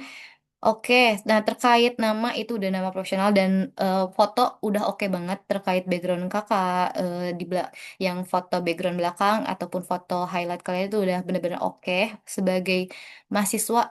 Apalagi kalau misalnya masih mahasiswa, ini bener-bener menurut aku udah profesional sih, udah malah kayaknya lebih oke banget nanti saat udah pasti dapat kerjaan, dapat pengalaman lain, wah udah mantap banget. Nah terkait about-nya juga secara misalkan mungkin ada teman-teman yang nanya, Kak, about tuh harus pakai bahasa Inggris nggak sih gitu? Sebenarnya nggak harus panjang, nggak harus bahasa Inggris atau terkesan profesional, tapi saran dari aku adalah silahkan boleh pakai bahasa Inggris agar mencakup lebih luas. Itu yang pertama. Dan sesuaikan kalau highlight kalian yang tadi di atas, di bawah nama itu sudah bahasa Inggris, dia about-nya dan seterusnya juga kalau bisa keterangan dengan menggunakan English gitu, agar selaras dan terlihat seprofesionalnya gitu kan. Tapi jangan juga terlalu panjang, about itu panjang banget enggak. Nah, ini udah cocok banget, udah oke banget menjelaskan Kalia itu saat ini sebagai apa, masih student di nursing atau seperti apa, lalu menjadi member Laskar Mahasiswa Peduli itu juga oke banget, udah jelasin. Jadi jangan cuman satu nggak usah lah pakai about nggak udah boleh nggak boleh pikiran kayak gitu. Apapun yang bisa kalian jual akan value kalian silahkan dicantumkan karena rekruter itu bakal melihat dari sini, teman-teman. Gak cuma CV, tapi dari karena aku kebetulan aku bukan HR, tapi aku saat ini sebagai user, di mana aku juga mencari kandidat-kandidat lain untuk timku. Ya kayak gini salah satunya aku review apa, bagaimana sosial medianya, bagaimana LinkedIn-nya, bagaimana kegiatannya kayak gitu. Karena kalau CV ya sekedar CV kalau misalnya dia profesional oke, tapi kalau misalkan dia bohong kita nggak tahu gitu. Oke, next ke bawah mungkin. Nah, activity-nya juga oke banget. Kalian aktif banget, sering share. Nggak harus kita nge-share ya, teman-teman. Jadi, misalkan, Kak, aku bingung harus posting apa ya, gitu. Misalkan kayak gitu. Nggak harus kayak gitu kok. Jadi, kalau misalkan ada teman kalian atau ada orang lain yang misalkan posting apa yang bermanfaat, terus kalian repost, itu juga termasuk activity kalian bahwa menunjukkan kalian tuh aktif loh di LinkedIn ini, gitu. Oke, next terkait experience-nya coba kita cek. Wah, ini sih udah terbilang profesional ya. Mungkin udah aktif banget nih kali ya terkait yang pertama experience-nya nurse intern di rumah sakit daerah. Oke banget. Nah, mungkin nanti bisa ditambahin terkait kegiatan atau deskripsinya. Kalau misalnya itu kan stat keperawatan medikal bedah. Nah, itu tuh kegiatan apa sih yang kalian lakuin di situ? Apa kalau bisa ada data aktual untuk kayak misalkan kalau state keperawatan mengurus berapa ruangan sih, nah kayak gitu-gitu sih. Kalau menurut aku, karena itu sebagai acuan rekruter atau orang lain ngelihat, wah ternyata megangnya banyak ya, ternyata oh aktifnya di sini. Jadi nggak cuman sebagai oh state keperawatan aja, tapi kita nggak tahu lingkupnya tuh seperti apa gitu. Terus ketua bidang. Nah, itu juga fotonya mungkin praktik. Nah, itu mungkin bisa dijelasin praktik apa. Kegiatan di nurse-nya tuh memang praktik perawatan apa, kayak gitu. Nah, terus yang ketua bidang sosial masyarakat itu juga udah cukup jelas terkait pernah menjabat sebagai ketua bidang. Nah, mungkin bisa kalimatnya lebih dibikin poin-poin aja. Untuk deskripsi itu nggak harus kalian bentuk paragraf. Jadi, inti dengan deskripsinya itu kalian udah jelas. Misal kayak ketua bidang sosial masyarakat tuh kamu sebagai ketua bidang sosial masyarakat kamu bertanggung jawab sebagai perencanaan koordinasi dan pelaksanaan program sosial. Nah, itu tuh kegiatannya apa aja sih? Pernah menyelenggarakan apa dan cakupannya berapa segimana gitu. Nah, itu bisa dicantumkan juga kalau bisa di situ ya. Karena itu oke banget apalagi sampai 2 tahun. Terus tim pengobatan gratis. Nah, jadi mungkin tidak usah pakai kalimat paragraf kayak saya aktif dalam nana enggak usah. Kita melihat secara poin-poin dan intinya kegiatan kamu itu mencakupnya segimana, kegiatannya apa aja, itu aja sih Kak.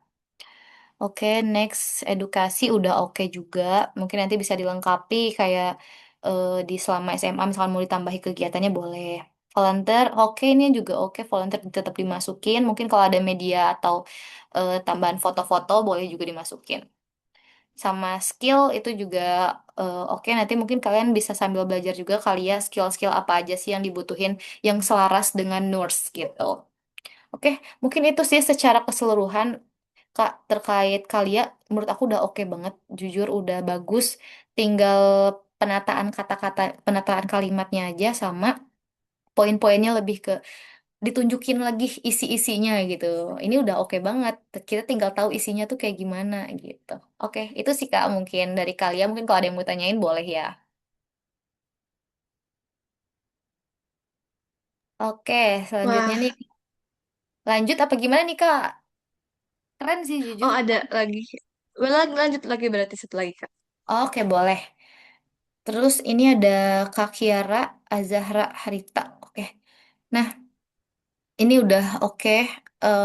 Jadi untuk backgroundnya, background profilnya itu sudah bagus. Jadi background profile itu nggak perlu yang rame-rame banget, tapi tetap dikasih keterangan seperti email. Kamu boleh mencantumkan email profesional atau seperti ini Instagram dan semacamnya, atau pakai foto-foto kegiatan juga boleh.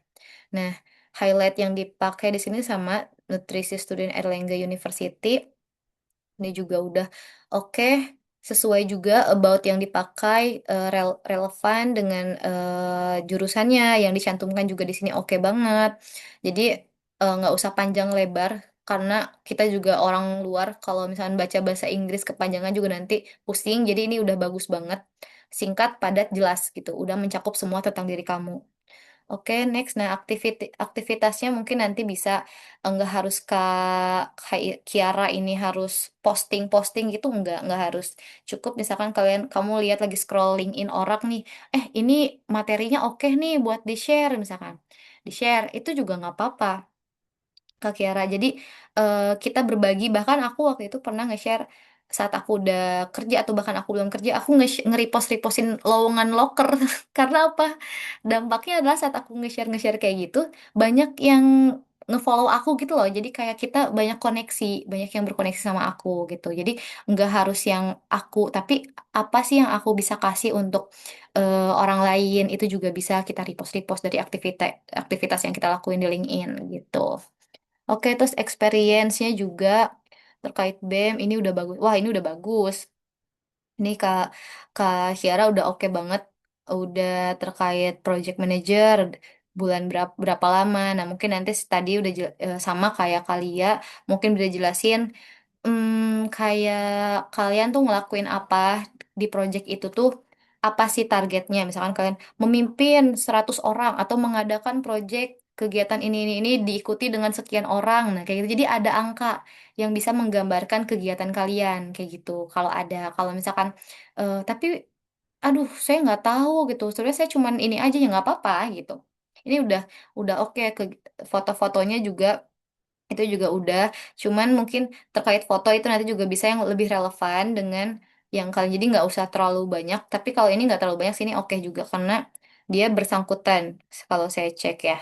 Terus head of secretariat, oke, ini juga bagus. Nah, di sini mungkin nanti bisa dijelasin lagi kegiatan kamu tuh sehari-hari tuh ngapain, misalkan ini organisasi an event for blood donation. Nah, eventnya tuh kamu organisasi nge-organize apa gitu, bagian mana kayak gitu dijelasin lagi aja sih detailnya.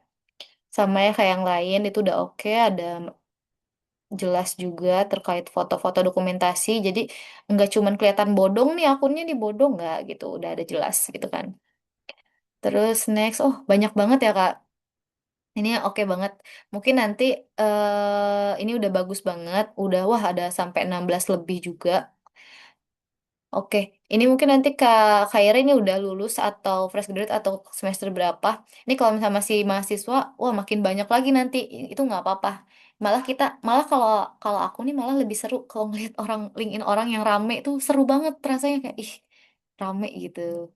Oke, mungkin itu sih ya tuh terkait ininya. Nanti paling kalau udah profesional bekerja, kan udah nambah skill dan lain itu lebih difilter aja. Baik di CV dan LinkedIn kakak itu nanti bisa difilter mana yang lebih relevan, mana yang mau difokuskan, mana yang lebih top nih, top 10-nya gitu kayak gitu. Karena pasti bertambah skill, pengalaman, experience itu pasti bertambah. Oke, organisasi juga udah bagus. Nanti tinggal ditambahi lengkapnya kegiatannya tuh ngapain, sebagai apa di BEM tuh ngapain aja. Itu lebih detailin aja. Itu sih, Kak. Oke, kalau terkait Kak Hyara mungkin itu udah banyak banget. Tapi kalau misalnya nanti bertambah lagi, saran aku lebih disortir biar yang lebih top dan terbarunya itu di paling atas, jadinya dia akan terbaca. Kalau kayak sebanyak ini, kalau misalnya dia relevan itu bagus banget. Sesama terkait kesehatan nih, wah muncul semua kesehatan itu relevan semua, itu bagus banget, berarti pengalaman kakak benar-benar udah stabil, udah tahu goalsnya apa. Tapi kalau misalkan kayak aku dulu belum belum relevan, ada marketing lah, ada ini, nah itu lebih disortir gitu. Itu untuk semua teman-teman ya. Kalau misalkan ada yang kayak belum aku review atau LinkedIn aku nih masih segala dimasukin gitu. Nah, itu bisa disortir saat kamu udah nambah eh, skill gitu, experience. Oke, itu sih Kak Kiara dan Kak Lia tadi teman-teman semua. Mungkin Kak Popon aku serahin lagi ke Kak Popon. Oke, wah udah ya sesi review linknya udah emang teman-temannya kakak tuh pasti udah pada Iya, upgrade banget ya kak, betul. keren banget Ya kan keren banget. linkin-linkinnya. Oke, nah karena waktunya terbatas dan aku nih lihat tuh teman-teman tuh udah kayak pengen nanya banget nih Kak Hilma. Kelihatan banget muka-muka yang kayak aduh aku pengen nanya cepetan gerak aja. Kayak udah pengen banget nanya gitu ya. Tapi sebelum itu teman-teman, aku izin nanya terlebih dahulu. Jadi kita akan masuk ke sesi tanya jawab. Tapi di sini aku izin bertanya terlebih dahulu. Nah, Kak Hilma, aku nih jujur ada hal banget yang aku tuh penasaran banget. Kalau lihat si Kak Hilma kan kayaknya Kak Hilma tuh cukup udah aktif banget kan di berbagai apa ya, berbagai magang-magang di magang, terus juga kegiatan itu udah kayak banyak banget. Nah, sebenarnya kapan sih titik balik Kak Hilma udah mulai sadar dan memutuskan buat fokus ke magang-magang dan kayak udah tahu nih aku mau fokus di sini gitu. Oke. Oke, Boleh mungkin aku diceritakan langsung. dong Kak? Oke, mungkin aku langsung jawab ya Kak Popon. Jadi memang tadi kegiatannya padat banget nih kayaknya, tapi saat aku memfokuskan diri dan aku sadar, oh kayaknya aku udah mulai harus kepikiran ke arah sana deh untuk aku lulus gitu. Itu biasanya di semester 4 ke 5 saat aku. Waktu itu aku pengalaman pribadiku adalah di semester 4 ke 5 itu aku udah mulai kepikiran kayaknya aku walaupun aktif di himpunan, kegiatan lomba-lomba gitu-gitu. Tapi kalau nggak relevan buat apa ya kayaknya gitu. Kan udah mulai kepikiran tuh. Kayak aku juga udah mulai ngerasa capek mungkin di saat eh, kan pasti tiap kampus juga apa ya nyuruh buat magang tuh di semester sekian kan ada peraturan setiap kampus tuh pasti ada. Nah, kalau di peraturan kampusku sendiri tuh magang sebenarnya di semester 4 dan 5 juga memang. Jadi emang bersamaan saat itu, saat dosen-dosenku udah mulai, udah ya kita cari magang ini. Cuman saat itu adalah magangnya dengan kegiatan apa ya, cuman sekitar 1 bulan magang kayak gitu-gitu. Nah aku request lah, karena kebetulan saat itu kan memang aku ikut kegiatan PPK Ormawa dan menang, aku tuh dibebaskan dari KKN. Awalnya kayak gitu. Jadi aku nggak KKN, saat teman-temanku KKN, aku tuh boleh nggak KKN karena aku udah dapet lah gitu kayak konversi SKS-nya gitu. Nah dari situ aku minta ke dosenku kayak boleh nggak kalau aku magang lebih dari 1 bulan. Tapi kuliahku gimana ya gitu. Akhirnya dosenku ngasih saran, kamu mau magang di mana? Masih yang daerah kampus gitu. Jadi aku masih magang di daerah Jogja. Jadi aku sekitar seminggu sekali, seminggu 2 kali aku pulang turun gunungan. Aku magang di Gunung Kidul. Aku turun ke kota Jogja untuk kuliah, masuk kelas gitu-gitu. Jadi titik baliknya adalah saat aku di semester 4 sih. Saat aku di semester 4 itu aku udah mulai kepikiran aku mau jadi apa, aku sukanya apa, dan aku harus fokus apa gitu sih. Jadi di semester 4 tepatnya. Itu sih Kak Popon. Wah, makasih banyak jawabannya Kak Hilma. Aku merasa terjawab banget. Nah, oke. Karena teman-teman yang lain udah kayaknya pengen banget nanya. Oke, teman-teman boleh deh yang mau bertanya, raise hand-nya. Mereka yang mau bertanya tadi aku udah lihat sih tadi ada yang kayak ada yang mau nanya gitu. Nah, kayak ada 2 orang. Sebelumnya aku oke Teh Syafira dulu boleh. Silahkan bertanya. Terima kasih ya Kak Popon. Oh iya, ini suaraku terdengar gak? Oh iya, boleh perkenalkan diri dulu dan Oh asalnya iya. di mana?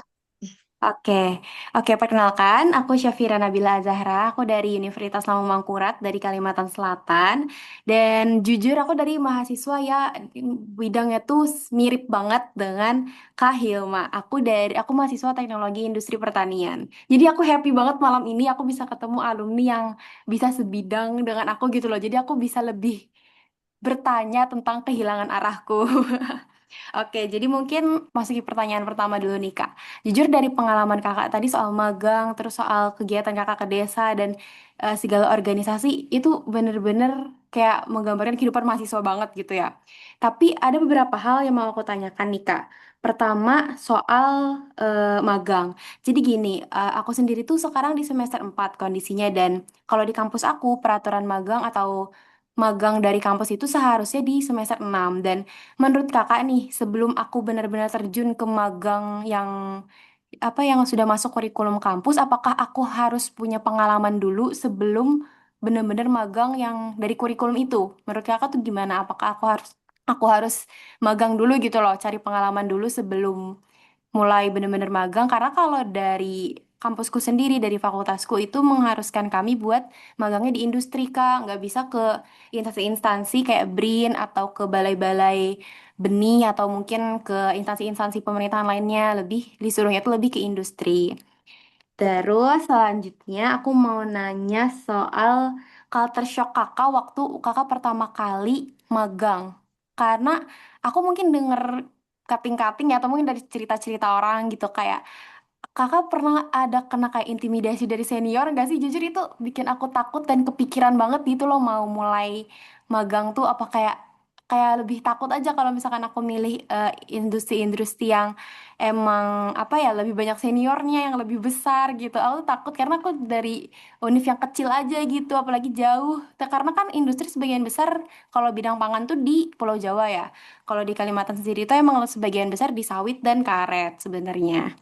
Terus apalagi ya? Itu aja dulu Kak. Terima kasih ya. Oke, terima kasih ya. Tadi ada pertanyaan yang menurut aku bagus karena pasti sebagai apa ya relate dengan kebingungan seorang mahasiswa yang aku juga alami waktu itu ya. Jadi yang pertama tadi terkait magang-magang itu. Nah, memang ketentuan tiap kampus itu beda. Dan malah aku di angkatanku semester 4, tapi di angkatan selanjutnya itu di semester 6 juga sama. Nah, apa sih yang harus dilakuin kalau misalkan sekarang semester 4 tapi magang itu semester 6, apa yang harus kamu lakuin? Menurut aku tuh tetap aja bukan bukan aku nggak nyuruh kamu enjoy juga ya, maksudnya enjoy itu dengan cara menikmati apa yang untuk produktivitas kamu. Jadi nggak harus kamu duluan magang dibanding teman-teman kamu, enggak, tapi kamu udah punya target. Nah, seenggaknya kamu magang tuh, kalau dulu aku zaman kuliah itu saat kita mau magang itu kan pertama prosedurnya, kalau aku sih kampusku benar-benar membebaskan kayak nyari, kamu cari sendiri ya gitu, kayak gitu, nggak ada kampus ngasih nih kamu magang di sini, nggak ada. Jadi kita benar-benar nyari sendiri mau ke magang kemana gitu. Nah, waktu itu teman-temanku udah benar-benar kepikiran kayak, ah aku pengen kerja di industri ini, pokoknya aku pengen magang di sini gitu. Nah, untuk mencapai ke situ persyaratannya tuh banyak banget karena apalagi kalau misalnya kita mau magang di industri yang besar, skala besar. Nah, salah satunya kenapa aku nggak mau waktu itu, nggak, di saat teman-temanku milih magang ke Indofood, ke apa macam-macam perusahaan-perusahaan dan lain-lain, aku memilih nggak magang ke industri karena memangnya itu aku tahu targetku apa. Aku nggak mau, aku nggak minat untuk kerja di industri saat semester 4, nggak kepikiran gitu kan. Jadi aku ya udah, saat kampus bilang nggak boleh loh di dinas, atau aku nggak bu, saya suka gitu, saya beberapa aku cuma bilang kayak gitu, nggak bu saya suka, saya cuma bisa berkesempatan di sini kayak gitu aja. Tapi kalau misalkan kamu memang udah tahu nih, oh harus di industri, dan kamu tahu kamu pengen kerja di bidang apa. Menurut aku kamu udah mulai targetin dari semester 4. Kamu udah tahu, kayak udah ngukur nih. Kayaknya perusahaan ini udah bisa nerima magang tuh dari semester berapa, dan jurusannya apa. Terus kegiatannya selama magang itu apa. Nah, kamu bisa cari tahu dari mana sih. Kalau kamu lihat link-linknya perusahaan itu nggak akan muncul, profil-profil perusahaan itu nggak akan muncul kayak gitu. Tapi kamu cari orang yang kerja di situ.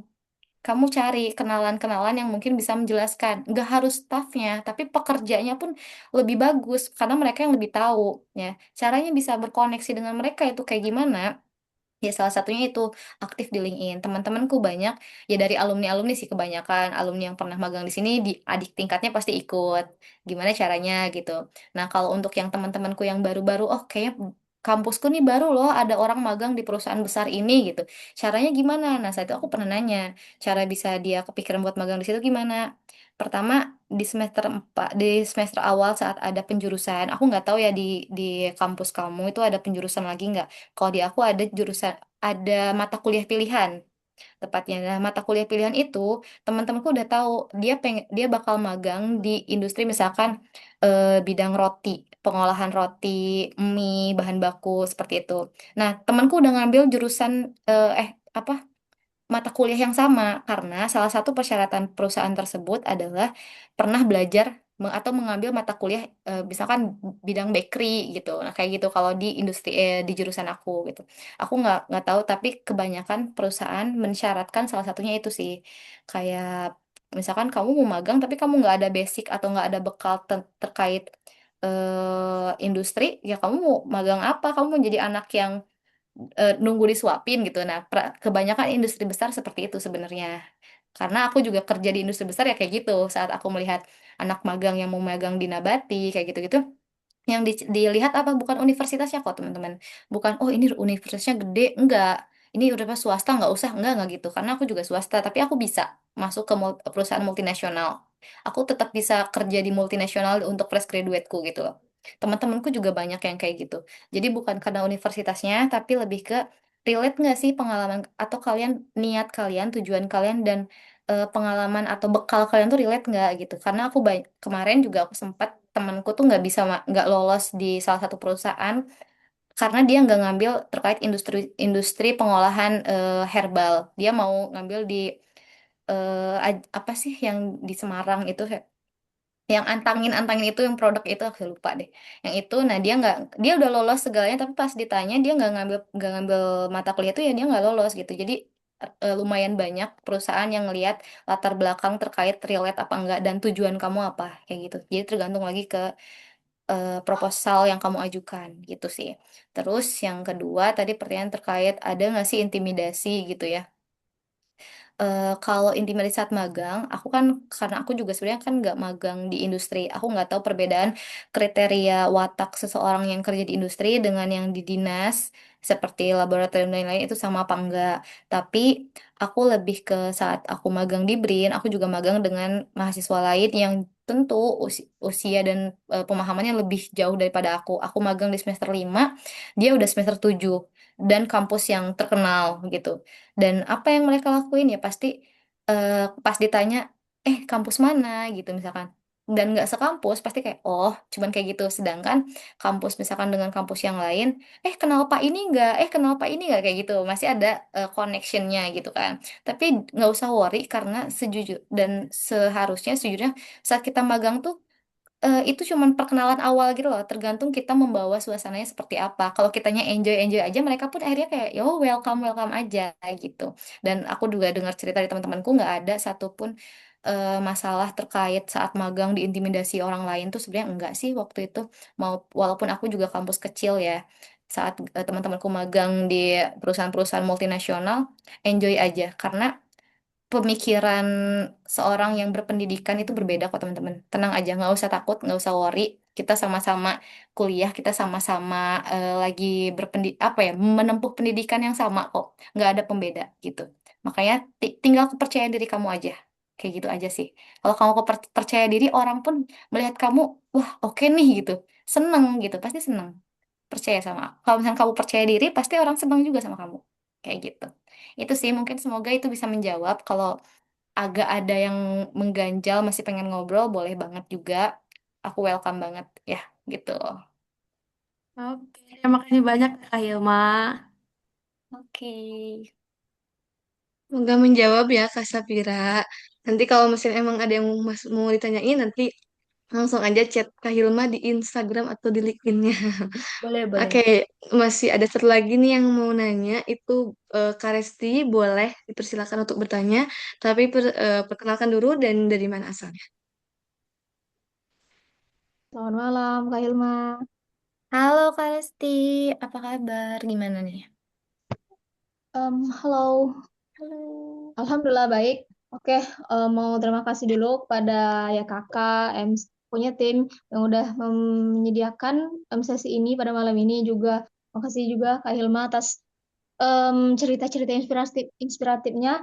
Nah, jadi gimana ya Kak? Kan kita itu memang sudah memetakan kadangkala memetakan kayak gitu. Oh, target di semester ini aku mau ikut ini. Oh, aku nanti nggak mau KKN, aku mau konversi, jadinya aku harus ikut A, B, C kayak gitu. Tapi kan ada saja hal yang di luar kendali kita kayak gitu. Nah, jadi kalau dari dengar dari cerita kakak tadi, masya Allah banget ya kayak gitu. Nah, kayak dapat gitu lulus terus jadi yang harus mau tanyakan kakak ada nggak sih merasa kayak berat kok gagal ya kayak gitu terus juga gimana ya kak caranya kita itu bisa dapat ide yang unik kayak kakak tadi kan em, apa ya PKM ya kalau nggak salah Gen Z yang tentang Gen Z tadi Iya, iya. nah itu nah terus juga karena Resti belum karena tadi cuman berkesempatan dua LinkedIn jadi boleh nggak kalau di kemudian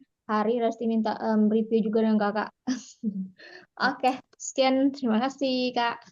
Oke, thank you Kak Lesti. Jadi pertama aku jawab yang nomor 3 dulu deh. Itu boleh banget. Silahkan hubungi aku di Instagram, di LinkedIn pun sebenarnya ada nomor WhatsApp aku teman-teman.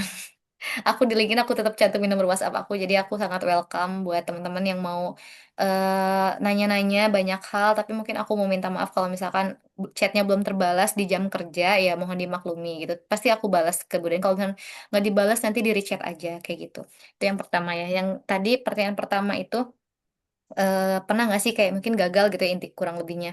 Kegagalan-kegagalan kayak kayaknya yang diceritain tadi bagus-bagusnya aja. Iya, betul. Itu karena aku pengennya eh apa ya, itu yang aku ingat ada yang aku ingat. Sebenarnya ada juga kegagalan-kegagalannya banyak, nggak cuman satu dua dalam selama kuliah itu enggak juga, apalagi aku merantau gitu. Kegagalannya apa adalah saat misalkan kegagalan yang paling aku ingat adalah tentu pas skripsi. Aku menargetkan aku harus lulus 3 tahun setengah.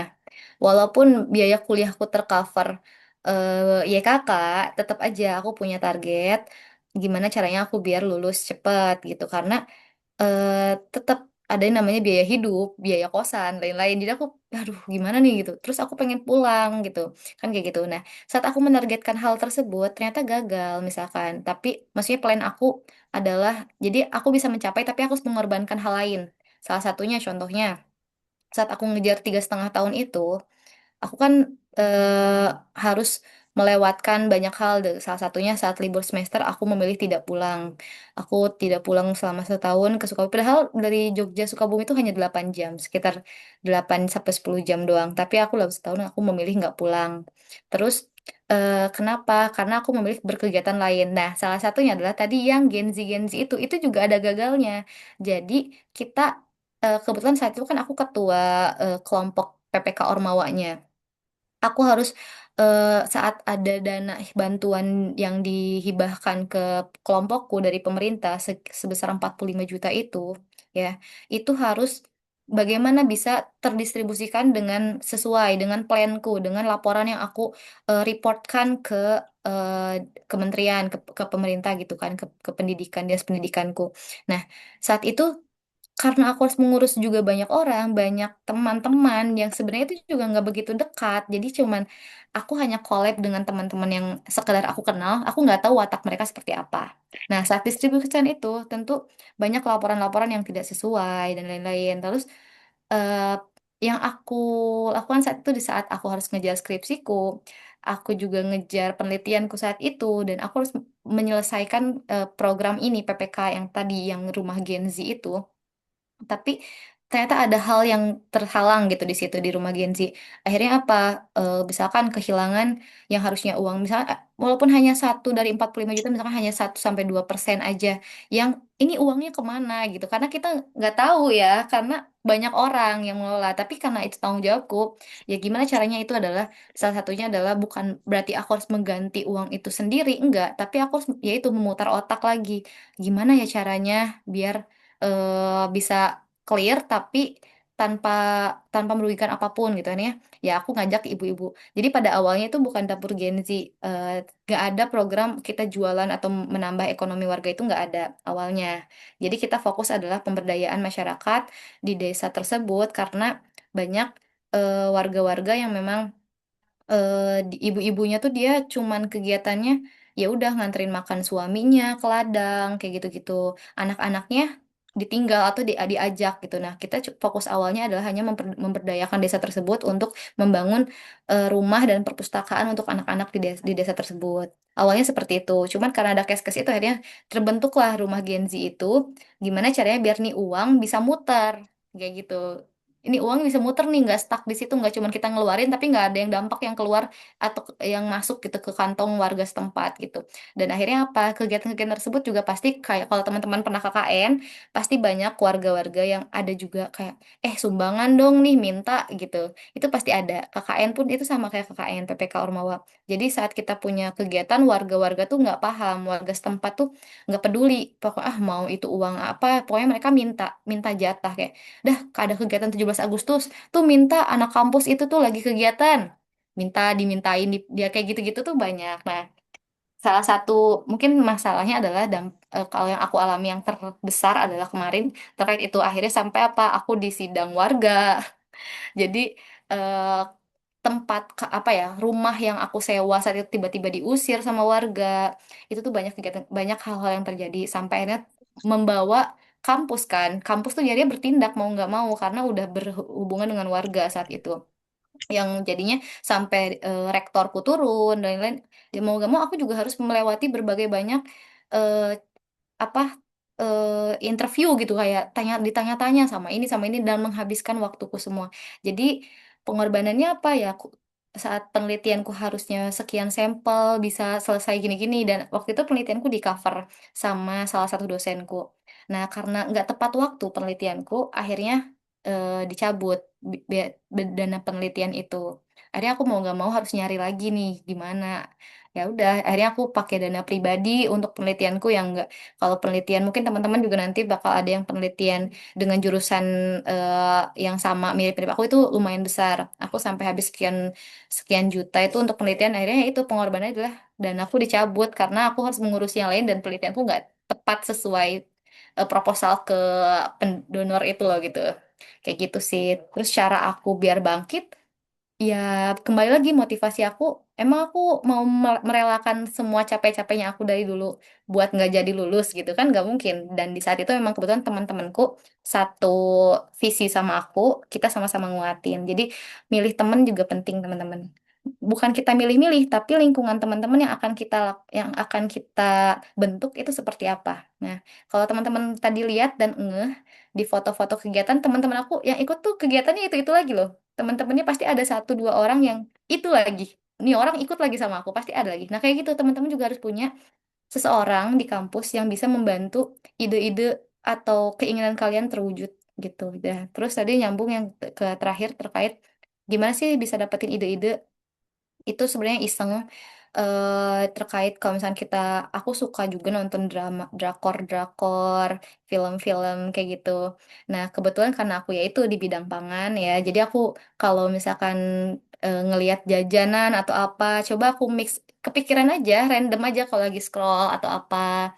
Terus tiba-tiba ada isu apa, oh ini kurangnya tuh kayak kemarin aku bilang ke temen, aku lihat anak-anak suka jajan, tapi kok nggak akan ada gizinya, jadinya ke stunting. Dan kebetulan saat itu kan sedang hype terkait stunting, gizi. Waktu itu kan zaman-zamannya Pilpres tuh. Itu bener-bener ready banget. Jadi banyak info-info masuk ya udah aku cuman kepikiran, tambahin ini ya. Bisa nggak ya? Ya aneh-aneh aja gitu. Sekedar ceplosan aneh tapi kita realisasikan gitu. Masalah enak nggak enak ya banyak. Ih nggak enak rasanya. Keracunan aku pernah kayak gitu, makanya aku coba ke diriku sendiri gitu-gitu masuk UGD berkali-kali juga pernah. Jadi sebelum dapat yang bagus-bagusnya tadi pasti banyak hal-hal yang nggak baiknya gitu. Gitu sih Kak, mungkin semoga bisa sedikit menangkan pikirannya ya terkait overthinking tadi. Iya. Oke, makasih banyak Kak Hilma atas jawabannya. Keren. Makasih banyak Kak. Oke, thank you Kak Resti. Oke, Kak Hilma tadi ada satu pertanyaan terakhir. Tapi mungkin ini bisa dijawab singkat aja ya, Kak. Karena waktunya kita terbatas. Jadi ini dari Kak Khaira yang tadi sempet nanya Kakak gitu. Yang LinkedIn-nya Kakak review. Nah, dia tuh nanya, eh, katanya apakah bisa ya rangkumin activity-nya bisa dimasukkan ke activity ya, Kak. Soalnya, jadi Kak Khaira ini tuh pernah ikut training leadership gizi gitu, Kak. Apakah bisa Hmm. dimasukkan ke activity gitu? Atau ada spesifikasi ideal buat postingan activity-nya gitu? Oke, iya terkait LinkedIn tadi ya training kegiatan-kegiatan training itu boleh banget kalian masukin sebagai volunteer kah atau aktivitas kalian. Kalau sebagai peserta itu saran aku jadi di LinkedIn itu ada teman-teman terkait skill atau apa ya training-training. Aku juga masukin di situ terkait sertifikat hasil training-training yang aku ikutin itu juga ada teman-teman. Teman-teman bisa cek juga di LinkedIn aku itu paling bawah. Biasanya itu paling bawah. Nanti bisa dimasukkan apapun kegiatan-kegiatan kepanitiaan kalian itu nggak apa-apa, itu dimasukin aja. Kegiatan-kegiatan kepanitiaan nanti tinggal seiring berjalannya waktu ya tinggal disortir mana yang perlu di cut, mana yang perlu ditambahkan. Jadi nggak apa-apa, training-training itu malah bagus banget menunjukkan keaktifan kalian dan penambahan skill kalian itu. Boleh banget Kak Khaira, gitu. Oke, terima kasih. Sesi tanya jawab kitanya udah selesai. Alhamdulillah nih karena waktunya udah cukup habis gitu ya. Jadi kita bisa lanjut ke acara berikutnya yaitu tapi sebelum itu kayak alhamdulillah kita udah dapat pengalaman seru banget ya. Terima kasih untuk Kak Hilma. Oke, kita langsung aja ke sesi foto bersama. Nah, sahabat kakak buat yang Buat sahabat kakak yang sekarang belum on cam, harap on cam, kita akan ada sesi foto bersama. Akan aku hitung dari 1 sampai 3 ya. Oke, semoga kayaknya udah pada on cam semuanya ya. Langsung aja. 1, 2, 3. Oke, boleh teman-teman tetap gaya ya karena akan ada beda-beda slide. Untuk slide kedua, 1, 2, 3. Oke, sudah selesai. Kita lanjut ke sekarang selanjutnya, sahabat kakak, aku mengingatkan untuk mengisi link evaluasi. Jadi, untuk sebagai bukti kehadiran dalam acara Alumni Talk Season 4. Selain itu, pengisian form ini akan menjadi syarat untuk sahabat kakak semua bisa menerima e-sertifikat. Jadi, pastikan ya sahabat kakak untuk mengisi form ini sebelum deadline pada malam ini ya. Nah, aku juga mengucapkan terima kasih untuk sahabat kakak yang sudah setia nih ikutin episode 4 di acara Alumni Talk Season 2 hari ini. Semoga memberikan banyak hal baik untuk sahabat kakak semua. Kita akan bertemu lagi di episode berikutnya. Kalau sahabat kakak kangen dan pengen lihat lagi nih ilmu menarik apa aja di Alumni Talks, boleh lihat di eh, apa ya di YouTube-nya YKK yaitu Yayasan Hall Kalbe. Juga kalau teman-teman juga bisa ikutin ada IG-nya YKK alumni, kemudian juga ada Yayasan Hall Kalbe. Teman-teman bisa dipantau aja supaya ada info-info menarik di dua Instagram ini. Tuh. Nah, terima kasih sebelumnya kepada sahabat kakak semua dan juga terima kasih untuk Kak Hilma. Terima kasih sudah memberikan banyak banget ilmu di malam ini dan sharingnya. Pokoknya terima kasih semuanya dan akhir kata selamat malam dan sampai jumpa di Alumni Talks berikutnya. Sampai jumpa teman-teman semuanya. Sampai jumpa Kak Hilma.